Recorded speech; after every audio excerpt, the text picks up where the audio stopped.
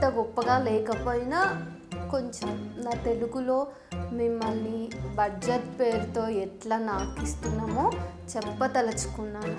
నేను తెలుగు పెళ్ళి అయ్యాక నేర్చుకున్న భాష.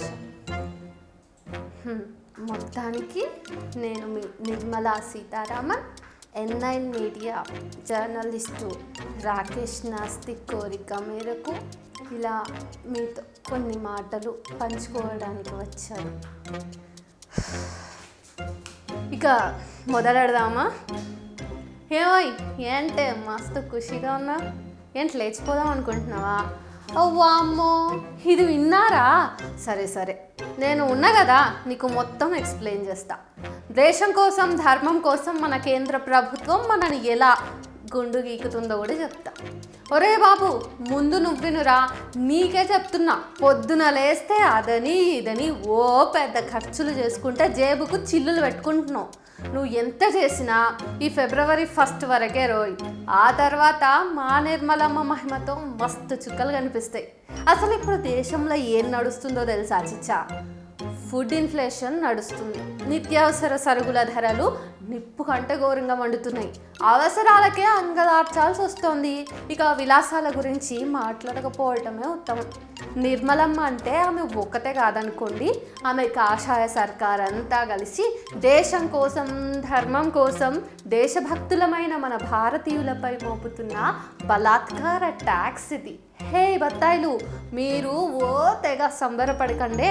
మీరు మోడీని ఎంత లేపినా, పొద్దున్నే లేచి ప్రతిరోజు RSS శాఖలకు వెళ్ళినా, అయోధ్య గుడి కట్టడానికి చందాలేసి ఉన్నా, ప్రతి ఏడు వినాయక చవితి మామూలు వసూలు చేసిన, సాక్షాత్తు లచ్చిందేవి కటాక్షం పొంది ఆమె గురించిన ప్రవచనాలు చెప్తూ హిందూ ధర్మ ప్రచారకర్తగా ఉన్నా సరే, మీరు కూడా మా నాస్తికులకు సమంగా, ముస్లిం క్రిస్టియన్లకు సమానంగా, దళితులకు సమానంగా, ఇంకా పచ్చిగా చెప్పాలంటే ఎద్దుకూర తినే మా అన్నలకు సమానంగానే ట్యాక్సులు పే చేయాలి.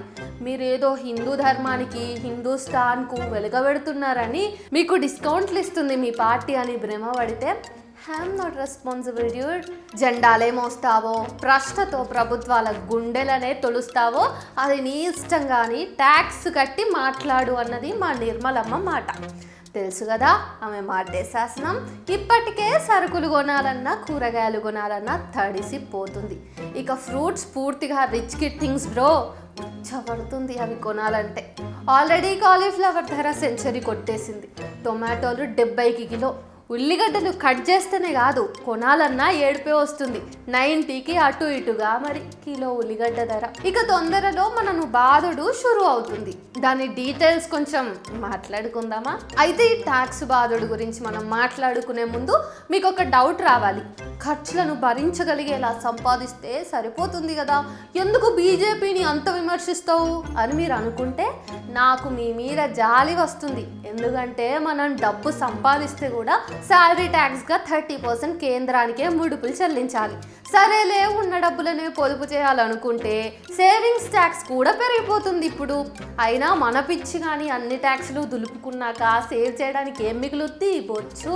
పోనీ నిత్యావసరాల వరకు కొనుక్కుని పూట గడుపుదామనుకుంటే 18 నుంచి 20% ట్యాక్స్ పే చేయాలి. మందు విందు చిందు గురించి మర్చిపోండి. అసలు తొందరలో మన జీవితపు సిలబస్లోంచి అవి డెలీట్ అయిపోతాయి. తక్కువ సంవత్సరానికి ఒక్క సినిమా చూసి సంతోషిద్దామన్నా ఇంటర్వెల్లో నోరు కట్టుకొని ఎట్లా ఉండాలో తెలియక, అటు ఆకాశాన్నంటే నా పాప్కార్న్ కొని తినలేక సినిమా చూడాలనే ఆలోచననే చంపుకుంటాం.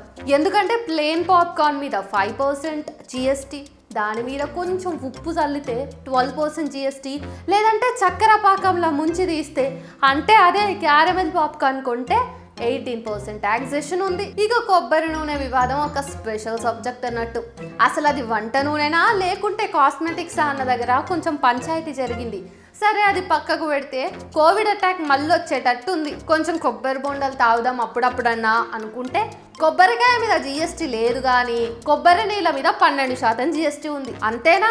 కొబ్బరి ముక్కలు తినాలంటే సచ్చినట్టు 18% GST పే చేసి కొబ్బరి ముక్క నోట్లో పెట్టుకోవాలి. హాస్పిటల్ బిల్స్ కట్టాలంటే ఉన్న ఆస్తులన్నీ అమ్ముకోవాలి. ఇక ఆస్తులను కొత్తగా కొనుడు కళలో కూడా సాధ్యం అవ్వకపోవచ్చు.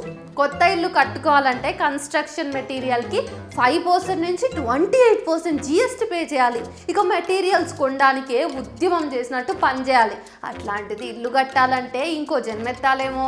హెల్త్ ఇన్సూరెన్స్ మీద కూడా బాధుడు. ప్రాణాల కోసం పర్లేదులే అని మీరు తీసుకుంటారు. ఎందుకంటే ప్రభుత్వాలను ప్రశ్నించాలంటే మనకు దేశం కోసం ధర్మం కోసం అనే మాట మనను ఫాసిస్ట్ బానిసలను చేసి పడేసింది. బుక్స్ పై ట్యాక్స్ లేదు అని ఊపిరి పీల్చుకునే లోపు నోట్బుక్స్ మీద 12% ట్యాక్స్ మన ఆనందాన్ని ఎక్కువసేపు ఉండనివ్వదిగా. రోటీ హోటల్లో తింటే 5% జిఎస్టీ ఉంటుంది. అదే పరోటా తింటామంటే 18% ట్యాక్స్ కట్టి పర్స్ ఖాళీ చేసుకోవాలి. కార్ కొనే ఆలోచనను చంపుకోవడానికి ఇప్పుడు మీకు మోటివేషనల్ స్పీకర్స్ కూడా అవసరం లేదు. ఎందుకంటే సెకండ్ హ్యాండ్ కార్ కొనాలన్నా 18% జిఎస్టీ. హలో కొత్త కార్ ట్యాక్స్ 30 to 40% ఉంది చూసుకోండి. బాధుడు. ఆ కార్ వేసుకొని రోడ్డు మీద జుప్ అని బండి తోలాలన్నా వాచిపోద్ది రోయ్. Already petrol diesel charges top లేపేస్తున్నాయి.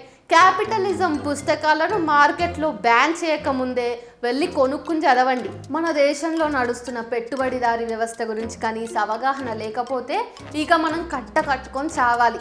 ఎందుకు పుట్టించారు నన్ను అని అమ్మా నాన్నల్ని ప్రశ్నిస్తాం ఎలాగో. అప్పటికీ మనకు బీజేపీ దయ మీద దేవుడి మీద నెగిటివిటీ పీక్స్లోకి వెళ్ళిపోద్ది. అప్పుడు ఆ దేవుడి ఉనికే ప్రశ్నార్థకం కాబట్టి ఇక ప్రత్యక్ష దేవుళ్ళైన మన పేరెంట్స్ కాబట్టి వాళ్ళనే నిలదీస్తాం. ప్రేమలు పెళ్ళిళ్ళు చాలా కాస్ట్లీ వ్యవహారాలు, మనకు అవసరమా అని సింగిల్ సింహంలాగా పెళ్లి కానీ ప్రసాదుల్లాగా మిగిలిపోతాం. భవిష్యవాణి చూస్తే అంతా చప్ప ఉంది. జాబ్ ట్రెండ్స్ ఇయర్ ఎండ్ లోపు మారిపోద్ది. కొంచెం టెక్నాలజీని ఫాలో అవుతూ అప్గ్రేడ్ అవ్వండి. ఆర్టిఫిషియల్ ఇంటెలిజెన్స్ మీ ఉద్యోగాన్ని లాక్కోకముందే దాని హెల్ప్తోనే మీరు మీ ఓన్ ఇన్కమ్ని సెట్ చేసుకోండి. కెరీర్పై దృష్టి పెట్టి 4 ఆకులు ఎక్కువ చదవండి. ఆన్లైన్ బెట్టింగ్లు గట్రా ఇప్పుడే వదిలేస్తే భూమి మీద 4 నూకలు మిగులుతాయి. ఇంతకంటే ఎక్కువ జాగ్రత్తలు మీకు నేను చెప్తే దోచుకోవడానికి మా బీజేపీకి ఆస్కారం ఉండదు. కాబట్టి నా స్క్రిప్ట్ అయిపోయింది. నేను నా ప్యాలెస్కి వెళ్తున్నా. ఇక బడ్జెట్ రిలీజ్ రోజు కలుద్దాం. టాటా.